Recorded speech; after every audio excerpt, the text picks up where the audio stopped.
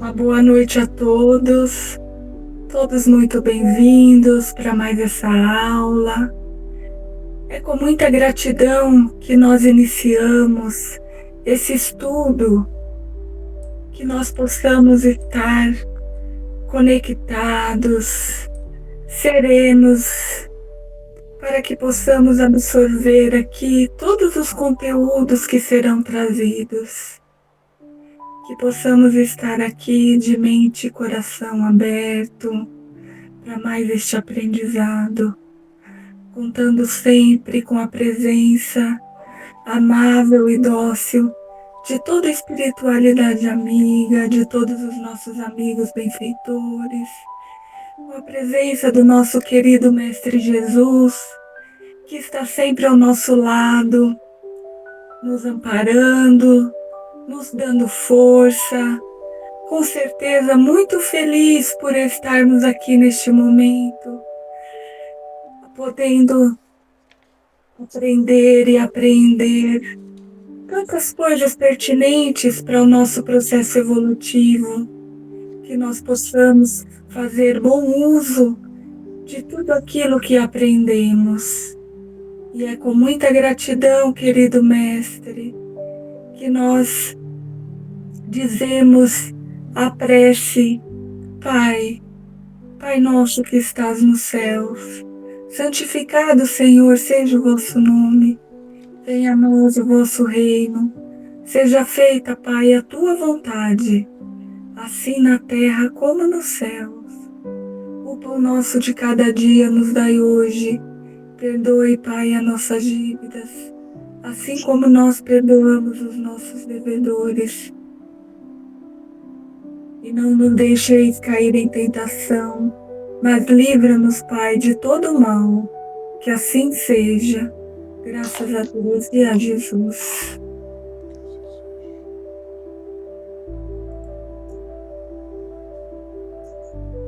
Obrigada. Então, vamos iniciar os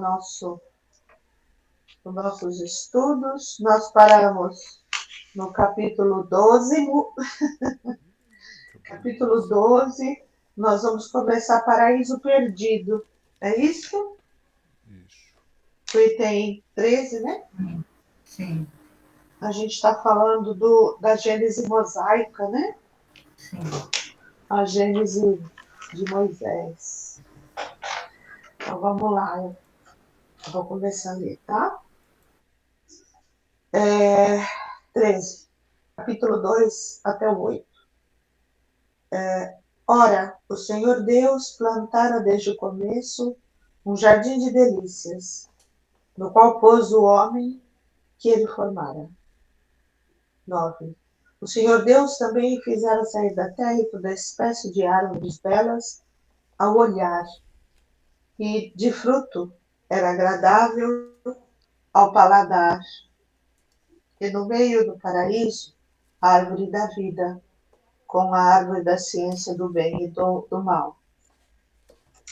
Aí está entre parênteses: Jeová Elohim fez sair da terra toda árvore bela de se ver e boa para se comer, e a árvore da vida no meio do jardim, e a árvore da ciência do mal. Tem uma nota, número 143, de Allan Kardec, que diz: quando a gente inicia esse item Paraíso Perdido, em seguida há alguns versículos, se acha a tradução literal do texto hebreu, exprimindo mais fielmente o pensamento primitivo. O sentido alegórico ressalta assim mais claramente. Então, o que nós estamos lendo aqui são itens que estão na Bíblia, tá? Depois vem a explicação, né? A partir do item 15. Item 15 aqui. O Senhor tomou, pois, do homem e o colocou no paraíso das delícias, a fim de que o cultivasse e guardasse. Deu-lhe também essa ordem e disse: come de todas as árvores do paraíso, mas não comas absolutamente o fruto da árvore da ciência do bem e do mal, porquanto logo que o comeres, morrerás com toda a certeza. 14, é o capítulo 13, versículo 1. Ora, a serpente era o mais astuto de todos os animais que o Senhor Deus formara na terra. E ele disse à mulher: por que Deus vos ordenou que não comesseis os frutos de todas as árvores do paraíso? Daí a mulher respondeu no item 2: comemos dos frutos de todas as árvores que estão no paraíso, das árvores do jardim. Mas quanto ao fruto da árvore que está no meio do paraíso, Deus nos ordenou que não comêssemos dele e que não lhe tocássemos, para que não corramos o perigo de morrer. A serpente replicou à mulher: certamente não morrereis, mas é que Deus sabe que tão logo houverdes comidos desse fruto, vossos olhos se abrirão e sereis como deuses, conhecendo o bem e o mal. Olha a tentação. 16. A mulher considerou então que o fruto daquela árvore era bom de comer, que era belo e agradável à vista. E tomando dele, o comeu e deu ao seu marido, que também comeu. E como ouvissem a voz do Senhor, que passeava à tarde pelo jardim, quando sopra um vento brando, eles se retiraram por meio das árvores do paraíso, a fim de se ocultarem diante da sua face. 9. Então o Senhor Deus chamou Adão e lhe disse: onde estás? Adão lhe respondeu: ouvi a tua voz no paraíso e tive medo, porque estava nu, sendo essa a razão por que me escondi. O Senhor lhe retrucou: e como soubestes que estava nu? Senão porque comeste o fruto da árvore da qual eu vos proibi que comesseis? É como se essa alegoria da maçã, gente, se referisse à malícia, sabe? Eles eram ingênuos, puros, inocentes. E o comer da maçã, desse fruto, que era da ciência do bem e do mal, lhe abririam a mente para a malícia da vida, para a malícia do mundo, né? Adão lhe respondeu: a mulher que me deste por companheira me apresentou o fruto dessa árvore e eu dele comi.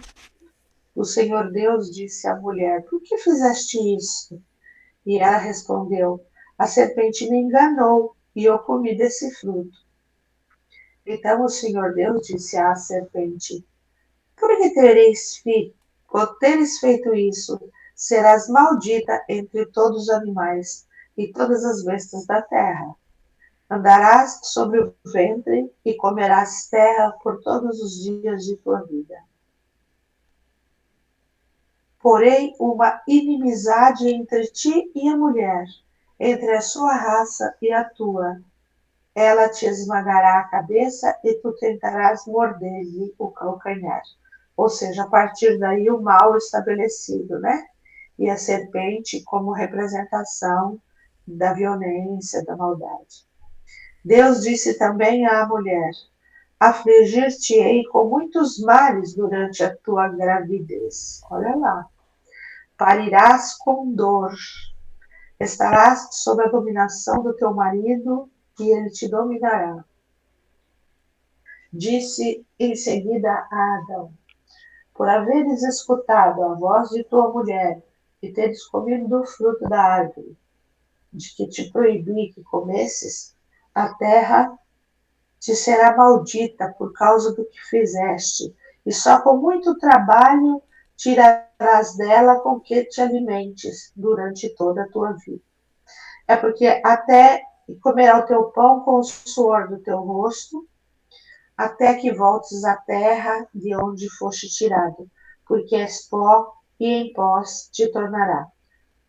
Eu esqueci de falar, né? Ela te produzirá espinhos e sarças e te alimentarás com a erva da terra. Até aqui, segundo a Gênese mosaica, Deus dava tudo que o homem e a mulher precisavam para se alimentarem. As coisas nasciam sozinhas. Então, a partir daquele dia, o homem vai ter que plantar, arar a terra e, com o suor do rosto, tirar o que ele tem, o que ele precisa se alimentar. Né? E Adão deu à sua mulher o nome de Eva, que significa a vida, porque ela, porque ela era a mãe de todos os viventes. 21.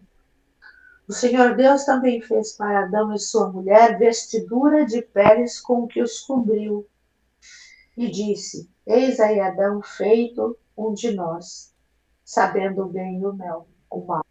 E peçamos, pois, agora que ele deixe a vida, que também tome do seu fruto e que, comendo desse fruto, viva eternamente. Olha que interessante, né? 23. Eu não vou ler a palavra de Jeová Elohim, né? Que na realidade para os testemunhos de Jeová é Deus, né?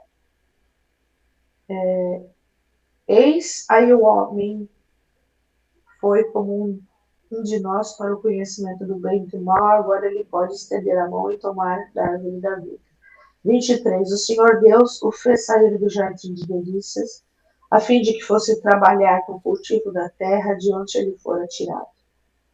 E expulsado, colocou querubins. Querubins são anjos do segundo coro da primeira hierarquia, que eram representados com 4 asas, 4 faces e patas de bois. Isso é uma palavra plural que significa deuses ou divindades. Obrigada, Edna. Aí Jesus é um Elohim, tá? Porque ele é um Cristo, é um espírito puro. Isso. E tendo-o expulsado, colocou querubins diante do jardim de delícias, os quais faziam luzir uma espada de fogo para guardarem o caminho que levava à árvore da vida. Aqui são passagens bíblicas contando como que foi a descoberta do bem e do mal pelo Adão e Eva, né? E o fato deles saírem. Edna, você pode ler para nós o 15 e o 16? Sim, 15. Sob uma imagem pueril e por vezes ridícula, se nos detivermos na forma, a alegoria esconde frequentemente as maiores verdades. Haverá fábula mais absurda à primeira vista que a de Saturno, um deus que devorava pedras, tomando-as por seus filhos? Porém, ao mesmo tempo que encontramos de mais profundamente filosófico e verdadeiro que essa figura, se procurarmos seu sentido moral, Saturno é a personificação do tempo. Sendo todas as coisas a obra do tempo, ele é o pai de tudo o que existe, mas também tudo se destrói com o tempo. Saturno, devorando as pedras, é o emblema da destruição, pelo tempo dos corpos, os mais duros, que são seus filhos, pois que eles se formaram com o tempo. E quem escapa a essa destruição segundo a mesma alegoria? Júpiter, o emblema da inteligência superior, do princípio espiritual, que é indestrutível. Essa imagem é mesmo tão natural que, na linguagem moderna, sem alusão à fábula antiga, se diz de uma coisa deteriorada que ela foi devorada pelo tempo, derruída, devastada pelo tempo. Toda a mitologia pagã, na realidade, não passa de um vasto quadro alegórico dos diversos lados bons e maus da humanidade. Para os que procuram seu espírito, é um curso completo da mais alta filosofia, tal como sucede com nossas fábulas modernas. O absurdo seria tomar a forma pelo fundo. O 16. O mesmo sucede com a Gênese, onde é preciso enxergar as grandes verdades morais sob figuras materiais, as quais, tomadas ao pé da letra, seriam tão absurdas como em nossas fábulas se tomássemos ao pé da letra as cenas e os diálogos atribuídos aos animais. Depois eu leio, tem uma nota aqui, é a nota número 4. Xerube do hebreu, querube, boi, xarabe, lavrar, anjos do segundo coro da primeira hierarquia, os quais eram representados com 4 asas, 4 faces e pés de boi. Isso tem nas fotos, quando a gente vai estudar mitologia, aparece todas essas figuras, né? Adão é a personificação da humanidade. Sua falta individualiza a fraqueza do homem, no qual predominam os instintos materiais aos quais não sabe resistir. Aí tem uma nota, que é a número 5. Hoje é bem reconhecido que a palavra hebraica Hadam não é um nome próprio e que seu significado é o homem em geral, a humanidade, o que destrói toda a estrutura erguida sobre a personalidade de Adão. A árvore, como árvore da vida, é o emblema da vida espiritual, como árvore da ciência é da consciência que o homem adquire do bem e do mal, mediante o desenvolvimento da sua inteligência e do livre-arbítrio, em virtude do qual ele escolhe entre os dois. Marca o ponto em que a alma do homem, cessando de ser guiada somente por seus instintos, toma posse da sua liberdade e incorre na responsabilidade dos seus atos. O fruto da verdade é o emblema do objetivo dos desejos materiais do homem. É a alegoria da cobiça e da concupiscência. Resume sob uma mesma imagem os motivos de arrastamento ao mal. Comer o fruto é sucumbir à tentação. Ele cresce no meio do jardim das delícias, para mostrar que a sedução está no meio dos prazeres, e fazer lembrar que se o homem concede preponderância aos gozos materiais, prende-se à terra e afasta-se do seu destino espiritual. Aí tem a nota 6. Em nenhum texto o fruto é indicado como a maçã. Esta palavra só se encontra nas versões infantis. A palavra do texto hebreu é peri, que tem os mesmos significados que em francês, sem especificação da espécie, e talvez possa ser tomado no sentido material, moral e alegórico, em sentido próprio e figurado. Entre os israelitas não há interpretação obrigatória. Quando uma palavra tem diversas significações, cada um a compreende como quiser, desde que a interpretação não seja contrária à gramática. A palavra peri, ou peri, né? Sei lá, tem sido traduzida pelo latim matum, que se refere à maçã e a todas as espécies de frutos. É derivado do grego melon, particípio do verbo melo, e interessar, tomar cuidado e atrair. Onde eu estava? Bom, a morte da qual foi ameaçado para o caso de que ele afrontasse a proibição que lhe era feita, é uma advertência para as consequências inevitáveis físicas e morais. Meu Deus. Acende. Oi, desculpa, aqui que a minha neta apagou a luz errada. Então, aqui, né, a morte da qual foi ameaçado para o caso de que ele afrontasse a proibição que lhe era feita é uma advertência para as consequências inevitáveis físicas e morais que decorrem da violação das leis divinas que Deus gravou em sua consciência. É bem evidente que aqui não se trata da morte corporal, pois que, depois da sua falta, Adão viveu ainda por muito tempo, mas sim da morte espiritual, ou, em outras palavras, da perda dos bens que resultam o progresso moral perda cuja expulsão do jardim de delícias é a imagem.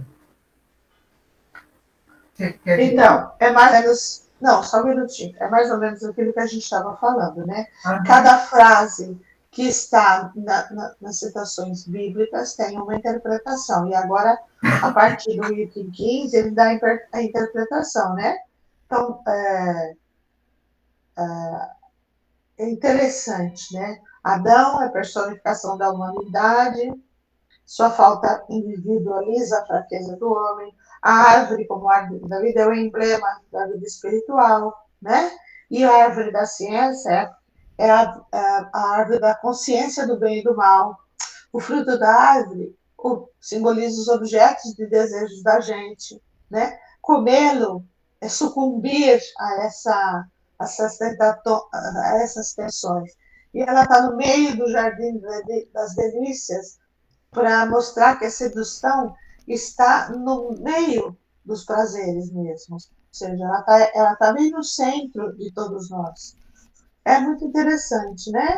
A morte, que Jesus ameaça ele de morte, né? Representa as consequências, né? Por ele transgredir as leis divinas. Muito Ô interessante. Mari, Fala, quando ele fala que Adão ele não representa um indivíduo, né, mas uma raça, seria a raça sim. adâmica que ele Não, está a raça. apontando até e a Exato. raça, né, a raça do ser humano, né, do A homem, raça humana de em um modo geral. geral, tá? Isso, tá?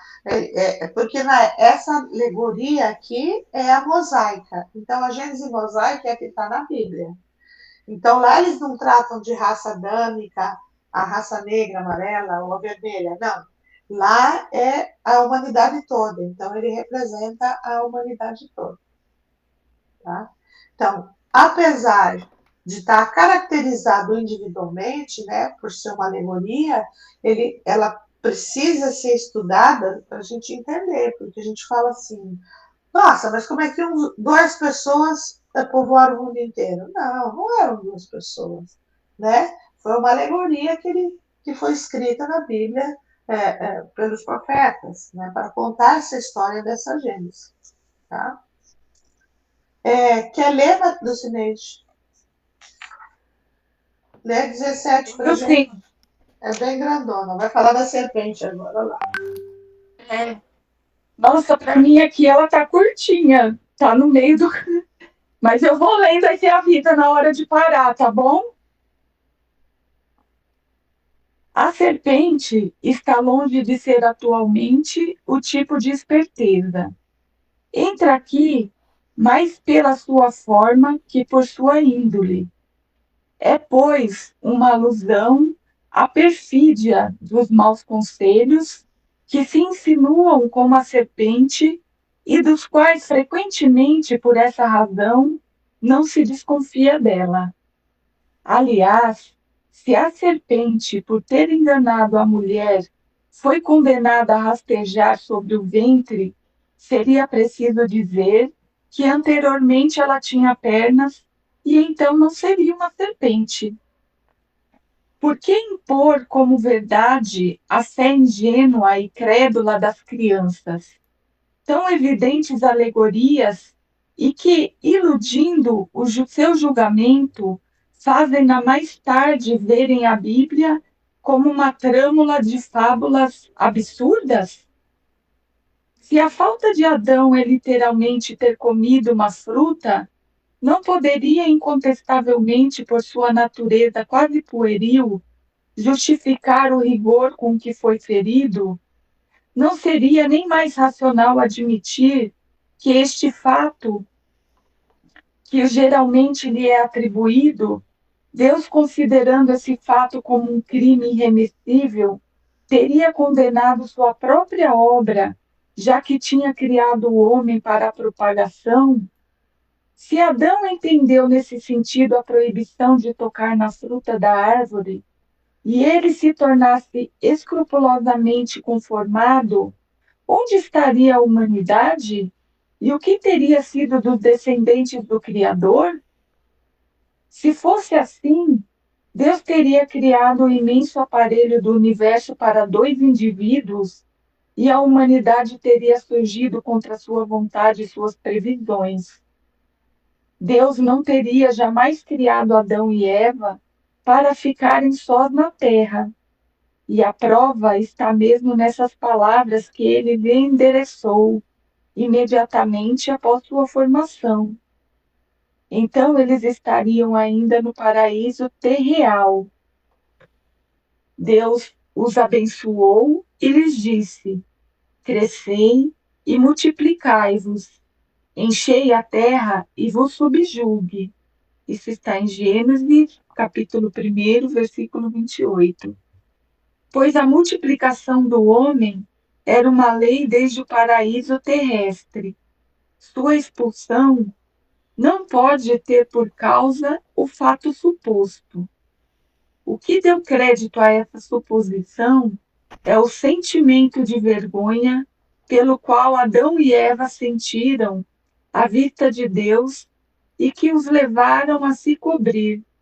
Mas essa vergonha, ela mesma é uma figura por comparação. Simboliza a confusão que todo culpado sente em presença daquele de quem o tem ofendido. Qual é, pois, em definitivo, essa falta tão grande que pudesse resultar na reprovação, a perpetuidade de todos os descendentes daquele a que tenha cometido? Caim, o fraticida, não foi tratado tão severamente. Nenhum teólogo pôde defini-la logicamente, porque todos, não saindo da letra, voltam-se num círculo vicioso. Atualmente, sabemos que essa falta não é um fato isolado, pessoal de um indivíduo, mas que compreende, sob um fato alegórico único, o conjunto dos abusos dos quais pode se tornar culpada a humanidade ainda imperfeita na Terra, e que se resume nestas palavras: infração às leis de Deus. Eis porque a falta do primeiro homem, simbolizando a humanidade, é simbolizada ela mesma por um ato de desobediência. Realmente seria muito injusto, né, se toda a humanidade fosse culpada pelo ato de duas pessoas, vamos dizer assim, né? Não tem sentido e cabimento isso, né? A gente conhecendo Exatamente. Deus, né? Deus bondoso, Deus misericordioso, É, e e seria a uma gente, sanção muito severa, né? exatamente. Na realidade, o seu item está bem diferente do nosso. Mas mais ou menos ele diz o que a gente estava conversando. Aqui tem um item que fala assim, nesse que você falou. Segundo Hutcheson, corromperam o texto hebreu em muitos lugares. Versão escrita em grego no segundo século da era cristã, ou seja, eles eram hebreus, falavam aramaico, grande maioria. O texto foi escrito em grego no segundo século, já tem aí tradução. As inexatidões desta versão resultaram, sem dúvida, de modificações que a língua hebraica sofrera no intervalo transcorrido, visto que o hebreu do tempo de Moisés era uma língua morta, que diferia do hebreu vulgar, tanto quanto o grego antigo e o árabe literário diferem do grego e do árabe modernos, entendeu? Língua morta é como o latim, uma língua que não era mais falada. Então, as traduções mudaram os sentidos das palavras. É, pois, provável que Moisés tenha apresentado como sedor da mulher o desejo indiscreto de conhecer as coisas ocultas, suscitado por um espírito de adivinhação, o que concorda com o sentido primitivo da palavra nahashpa, que seria adivinhar. E, por outro lado, com essas palavras, Deus sabe que logo que houverdes comido desse fruto, olha lá, vossos olhos se abrirão e sereis como deuses. ela, a mulher, viu que era cobiçável a árvore para compreender as coisas que ela comeu por isso. Ela percebeu as palavras do Criador, né?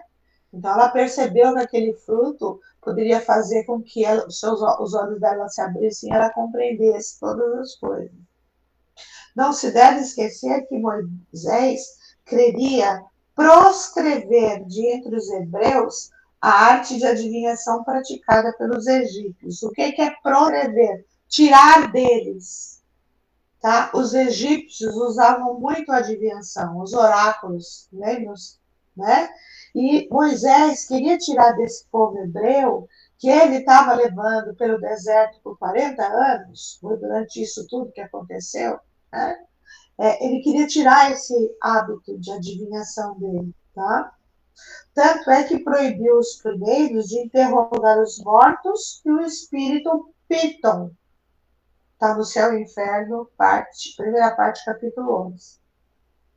Então, tá bem claro aí as alegorias, né? A passagem que diz, vou ler o 18. O Senhor passeava pelo jardim à tarde, quando se levanta um vento brando.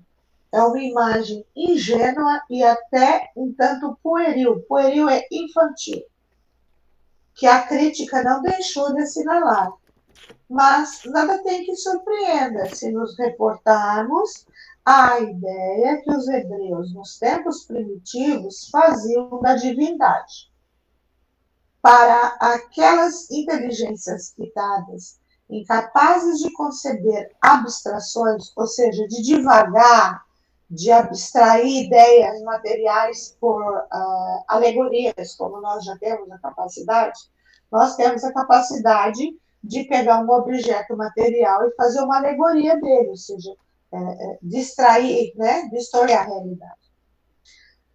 Incapazes de conceber abstrações, Deus havia de ter uma prova concreta, Deus havia de ter uma forma concreta, e eles referiam tudo à humanidade, como um único ponto que conheciam. Por isso Moisés lhes falava como a crianças, por meio de imagens sensíveis. No caso de que se trata, era a personificação da potência soberana. Como os pagãos personificavam em figuras alegóricas as virtudes, os vícios e as ideias abstratas. Mais tarde, os homens despojaram da forma da ideia, do mesmo modo que a criança, tornada adulta, procura o sentido moral dos contos com as quais ela foi acalhada. Deve-se, portanto, considerar essa passagem como uma alegoria, figurando a divindade a vigiar em pessoa as objeções de sua criação. O grande rabino, o homem, a traduziu assim: eles ouviram a voz do eterno Deus percorrendo o jardim do lado de onde vem o dia. Essas alegorias são muito gracinhas. Tudo bem, Edna? Item 19 agora. Era minha neta que estava indo embora e minha filha chegou. Tá. Desculpa, tá? Não, imagina. Já foram? Já despediram de mim? Então, já. Tá. Vou ler o item 19, depois você leu para nós o 20 e o 21. Se a falta de Adão consistiu literalmente em ter comido um fruto, ela não poderia, de modo algum, pela sua natureza quase pueril, justificar o rigor com que foi punida. Né? Não se poderia tampouco admitir, racionalmente, que o fato seja qual geralmente o supõe. De outro modo, Deus, ao considerar irremissível o fato, ou seja, não tem remissão, não tem perdão, teria condenado a sua própria obra, já que ele criara o homem para a propagação. Se Adão houvesse entendido assim a proibição de tocar no fruto, se houvesse, conformado escrupulosamente, ele teria sido feito no desenho do Na realidade, o fruto foi feito para ser comido mesmo. É o Kardec falando aqui, entendeu? Deus não criara Adão e Eva para ficarem sós na terra, sozinhos. A prova disso está nas próprias palavras que ele lhes dirige logo depois de os ter feito, quando eles ainda estavam no paraíso terrestre. Deus os abençoou e lhes disse: crescei e multiplicai-vos, enchei a terra e submetei-a ao vosso domínio. Está no Gênesis, ó, da Bíblia, capítulo 1, versículo 28. Uma vez que a multiplicação era lei já no paraíso terreno, a expulsão deles dali não pode ter tido como causa o fato suposto. O que deu crédito a essa suposição foi um sentimento de vergonha, ó que legal, que Adão e Eva manifestaram ante o olhar de Deus e que os levou a se esconderem. Mas essa própria vergonha é uma figura de comparação. Dois pontos. Simboliza a confissão que todo culpado experimenta em presença daquele por quem ele ofendeu ou foi ofendido. É interessante, né? Então está alegando que se comer vão morrer, não tá certo. Porque lá atrás, quando Deus criou os dois, falou: oh, crescer, multiplicar-vos e encher a terra. E mais, quando eles se escolheram, quando Deus chamou, era aquela vergonha, porque estavam nus. Mas na realidade é uma figura de comparação, né? A confusão, aquela expressão de vergonha que todo culpado fica diante de ter sido descoberto, né? Quando uma criança desfaz uma arte, a gente descobre ela, ela faz aquelas carinhas assim, fica toda envergonhada, quer se esconder, né? Lê para nós o 20 e o 21, por favor. Ô Mari, até fiquei, você estava falando aí, eu estava pensando aqui, se a gente para olhar um pouquinho, a gente começa, né, a gente vai entender essa questão dos tabus que foram criados, principalmente nessa questão relacionada à sexualidade, né? Amém. Como eu pelo menos cresci ouvindo isso, comer a maçã estava muito relacionada, né? Adão e Eva nus no paraíso, a questão da sexualidade, né? E como Sim, isso foi se sim, tornando um tabu, e, né? sim. Mas Que quem precisa criou ser ainda na realidade, quem criou esse dogma, né, essa verdade, foi a religião católica, religião católica, né? é. Foi eles associaram o comer a maçã à sexualidade, à malícia, à safadeza, né? Mas na realidade, Exatamente. esse comer a maçã é aquilo que eu falei no início, é a descoberta do bem e do mal, do certo e do errado. Fala, Edna. Então, isso aí é um negócio tão estranho, né? E tão absorvido por eles, que o padre não casa. Uhum. Entendeu? Porque é pecado ter relação Pecado. com que o sexo é pecado. Até hoje, né? No século XXI, né, 2025, eles ainda não casam. E isso é complicado. É, Porque não tem necessidade é, disso, né? Na realidade, é, a gente se surpreende, né? Que a maior religião, uma das maiores religiões do mundo, a grande maioria da humanidade é católica, entendeu? Ainda tenha isso, mas isso tudo foi Sim. criado para conter as pessoas, para controlar as pessoas, entendeu? E aí, E lógico, assim, uhum. por correlação, os clérigos, os padres que detinham os poderes também. Corta todo o sentimento carnal, toda a vontade carnal, não coma a maçã que é É, pecado, É coisa porque isso que aí. nós precisa, temos, na olha verdade. só, nós temos o pecado original, não é isso que a igreja Não, fala? E o que é o pecado original? É o que Adão comeu a maçã junto com Eva. Esse é maçã. o pecado original de que toda a humanidade vai ter e não vai ser perdoado se não for batizado. Uhum. Tá vendo como E, que e mudaram as cria, e cria-se o pecado para vender o perdão, né? Exatamente. Então, isso em muitas outras ocasiões, Que né? ocasionou a Que é reforma, tá? Isso foi uma das coisas que fez com que Martinho Lutero se, se levantasse contra os escritos, as ordens católicas e criasse a sua própria religião, né? Os protestantismo, ou seja, aqueles que protestam, né? Vamos lá, você lê a 20 para a gente? Gente, eu acho que tá. O que tá escrito aí? Porque você tava lendo, o meu não Vamos, tem nada do que vamos você lá. leu. Ah, é? Então eu vou ler Edna, lê a Quer que eu 20 e a leia? 21 para nós. Tá. Isso, A deixa a 20. Edna ler. Eu acho que é a edição, viu, Lu? Exatamente. Eu tô tentando ver se eu abro aqui no outro celular para ver se eu encontro aqui na internet para eu acompanhar, porque o É, meu tá totalmente fora. Mas, de qualquer maneira, continue lendo o que você tem, porque exatamente. ele fala aí da população, né? Da multiplicação do Adão e Eva, você leu aí, isso é importante, né? Vamos lá, Edna. 20. Qual é, pois, em definitiva, essa falta tão grande que pode atingir com a reprovação perpétua todos os descendentes daquele que a cometeu? Ou seja, né, antigamente era assim.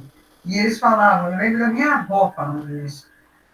Meu pai fez, o filho vai pagar, porque vai atingindo todas as pessoas da família, né? Verdade. Caim, o fratricida, não foi tratado tão severamente. Nenhum teólogo pode defini-la logicamente, pois todos, não abandonando a letra, giraram num círculo vicioso. Hoje sabemos que tal falta não é um ato isolado pessoal de um indivíduo, mas encerra, sob um fato único alegórico, o conjunto das prevaricações das quais se tornou culpada a humanidade ainda imperfeita da Terra e que se resumem nessas palavras: infração à lei de Deus. Eis porque a falta do primeiro homem, simbolizando a humanidade, é figurada por um ato de desobediência. 21. Ao dizer a Adão que tirará seu sustento da terra com o suor do seu rosto, Deus simboliza a obrigação do trabalho. Na verdade, o trabalho é uma lei divina. Né? Ninguém vai ficar aqui esperando, né, cair tudo do céu e eu ficar aqui embaixo da árvore esperando. Né? Deus simboliza a obrigação do trabalho, porém, porque faz do trabalho uma punição? Que seria da inteligência do homem se ele não a desenvolvesse pelo trabalho? Que seria da terra se não fosse fecundada, transformada, amainada pelo trabalho inteligente do homem? Está dito, capítulo 2, versículos 6 e 7. O Senhor Deus ainda não havia feito chover sobre a terra, e não havia ainda o homem para a trabalhar. O Senhor formou o homem com o limo da terra. Tais palavras, juntadas a estas, enchei a terra, provam que o homem era, desde a sua origem, destinado a ocupar toda a terra e cultivá-la. E, por outro lado, que o paraíso não era um lugar circunscrito a um canto do globo. Se a cultura da terra devia ser uma consequência da falta de Adão, daí teria resultado que, se Adão não houvesse pecado, a terra teria ficado inculta e as finalidades de Deus não haveriam se cumprido. Porque diz ele à mulher que, devido a ela haver cometido a falta, daria à luz com dores. Como pode a dor do parto ser para ela um castigo, pois é uma consequência do organismo e que tem sido provado fisiologicamente que ela é necessária? Como uma coisa que é segundo as leis da natureza pode ser uma punição? Isso os teólogos ainda não explicam e não poderão fazê-lo, enquanto não saírem do ponto de vista em que se colocaram, e todavia essas palavras que parecem ser contraditórias podem ser justificadas. Quer que eu leia É a aquilo que nós estávamos falando, né? Não, eu li Tá. eu vou ler o 22. É aquilo que nós estávamos falando, né? Então, foram as interpretações que foram dadas pelos homens que fizeram as traduções para o grego, do hebraico, do aramaico para o aramaico, hebraico para o grego, né?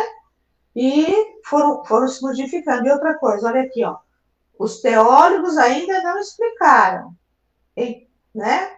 Eles precisam abandonar o ponto de vista em que se colocaram.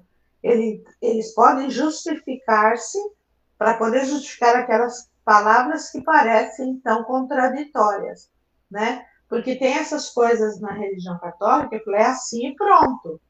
O pecado original foi esse, do Adão e Eva comer a maçã. Notemos, em primeiro lugar, que se as almas de Adão e Eva tivessem sido tiradas do nada, no exato momento da criação de seus corpos, como ainda se ensina até hoje, isso está se referindo ao catolicismo. O casal devia ser inexperiente de todas as coisas, certo? Certo. Devia, pois, ignorar o que é morrer. Se ele era ignorante de tudo. Já que os dois estavam sozinhos na Terra, ao menos enquanto viviam no paraíso terrestre, não tinham assistido à morte de ninguém. Outra coisa bem óbvia, certo?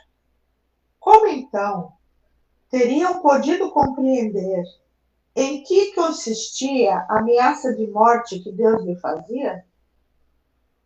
Eles não poderiam ter entendido. Como Eva teria podido compreender que parir com dor seria uma punição, visto que, tendo acabado de nascer para a vida, ela jamais tivera filhos e era a única mulher existente no mundo?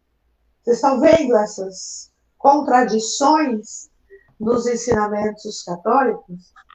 As palavras de Deus, portanto, não deviam ter nenhum sentido para Adão e Eva. Mal surgidos do nada, eles não podiam saber como não podiam saber nem como eles tinham surgido ali do paraíso terrestre. Deviam compreender, não deviam compreender o Criador nem o motivo da proibição, sem nenhuma perspectiva das condições de vida, pecaram como crianças que agem sem discernimento, o que torna ainda mais incompreensível a terrível responsabilidade de Deus, a imensa responsabilidade que Deus fez pesar sobre eles e sobre a humanidade inteira. Na realidade, eles como representantes da humanidade. Foram criados, como diz a Bíblia, sem alma, imediatamente ali do bar. Nunca tinham visto ninguém morrer. Eles não conheciam Deus, a maldade. Eram ingênuos. Essa ameaça que Deus fez deles não adianta nada. Como ela podia entender que ia parir com dor se ela nunca tinha tido filhos, nunca viu ninguém nascer, eles nunca tinham visto ninguém morrer? É contraditório. Deus falando assim para duas criações dele que estavam nascendo naquele momento, né? Tinham nascido há pouco tempo. E daí dá castigo tão terrível, né? Ou seja, toda mulher ia parir com dor, todo homem ia tirar o sustento da terra com suor, né? Com trabalho. 23. Só mais esse, tá, gente? Eu me entusiasmo. Entretanto, o que constitui para a teologia um caso sem solução, que é o que eles falam, né? Os teólogos dizem exatamente isso. Isso aí não tem solução de entendimento. O Espiritismo explica sem dificuldade e de maneira racional pela anterioridade da alma, ou seja, a alma já existia, e pela pluralidade das existências, lei sem a qual tudo é mistério e anomalia na vida do homem. Com efeito, admitamos que Adão e Eva já tivessem vivido e tudo se justifica. 2 pontos. Deus não lhes está como a criança, mas como a seres no estado de o compreenderem e admitamos. Além disso, que hajam vivido em um mundo mais adiantado e menos material do que o nosso, em que o trabalho do espírito substituía do corpo, que, por se haverem rebelado contra a lei de Deus, figurada na desobediência, tenham sido afastados de lá e exilados por punição para a terra, do qual o homem, pela natureza do planeta, é constrangido ao trabalho corpóreo, e reconheceremos que Deus estava coberto de razão quando lhes disse: no mundo em que ireis viver agora, cultivareis a terra e dela tirareis o alimento com o suor do vosso rosto. E a mulher: parirás com dor, porque tal é a condição deste mundo. Olha que interessante. Capítulo 11, 31 e seguintes aqui do Céu e Inferno. O paraíso terrestre, cujos vestígios têm sido inutilmente procurados na Terra, olha aí, esse paraíso do Adão e Eva, era, por conseguinte, a figura do mundo de felicidade onde Adão vivera, ou melhor, onde vivera a raça dos espíritos que ele personifica. A expulsão do paraíso marca o momento em que esses espíritos vieram encarnar entre os habitantes do nosso planeta e a mudança de situação foi a consequência da expulsão. O anjo armado com uma espada flamejante a defender a entrada do paraíso simboliza a impossibilidade em que se acham os espíritos dos mundos inferiores a penetrar nos mundos superiores antes que o mereçam pela sua depuração. Mas é maravilhoso, né? Essa interpretação espírita. Eu vou terminar até o 25. 24. Capítulo 4 a 13 fala sobre Caim, né? Depois do assassínio de Abel. Responde ao Senhor.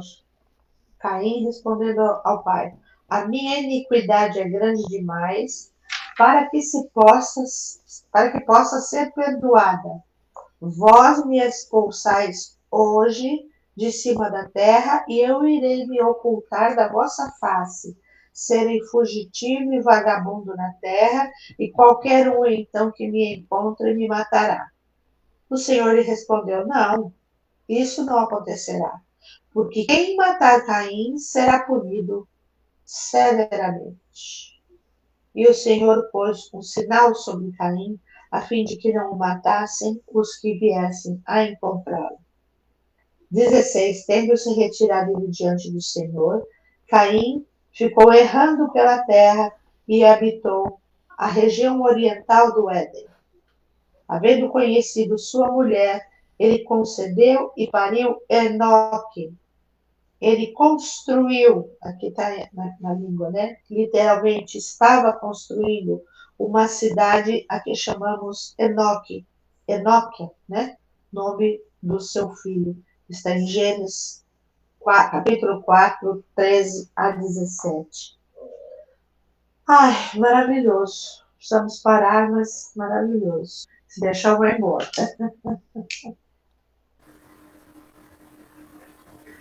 Crianças, observações. Não, tem até uma história do Chico, né? Que ele estava numa.